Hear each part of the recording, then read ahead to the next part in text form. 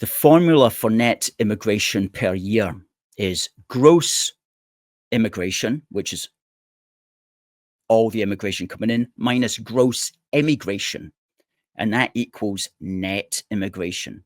In other words, I minus E equals N, where I is the number of all the long-term immigrants entering the UK, and by long-term we mean staying for at least a year, which is the UN definition, minus gross emigration, which is the number of all the long-term emigrants leaving the UK. However, we cannot control the number of people who choose to leave the country. People are going to leave the country willy-nilly as they want. We can't keep them here. So we cannot control variable E, which means that we cannot control the net immigration result.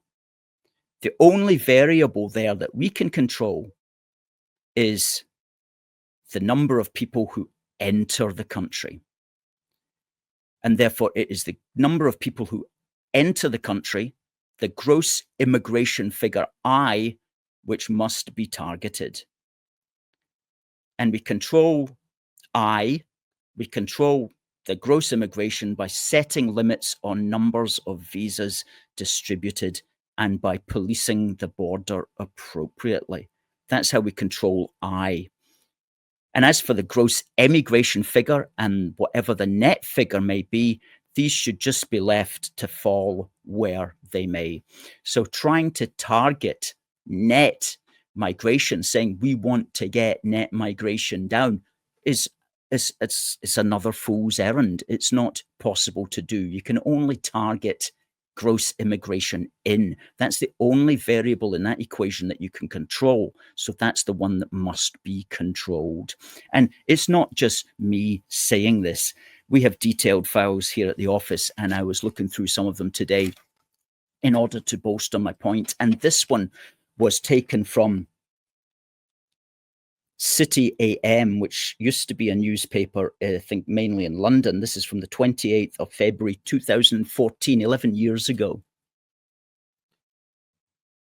by the editor, Alistair Heath, at the time. And he spoke about targeting net and how foolish that was. He said, a non-authoritarian government, even one in complete control of migration policy, cannot possibly target net migration, which is a bizarre Malthusian concept deliberately designed to confuse the public.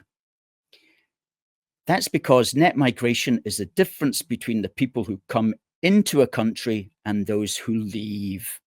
It is an unachievable population growth target that weirdly takes no account of births and deaths. If fewer Brits decide to emigrate, net migration can go up, even if immigration goes down. Even if the government were able to control the number of foreign nationals coming in, it quite rightly cannot stop British citizens or other foreign nationals from leaving, let alone force them to leave. This is as it should be, but it demonstrates the absurdity of targeting something over which the authorities have, by definition, no control. It demonstrates the absurdity of targeting something over which the authorities have, by definition, no control. Alistair Heath writing 11 years ago in City AM. Isn't that what we've been saying all along? We should not be targeting net immigration. We should not even be talking about net immigration. We should be talking about targeting gross immigration in.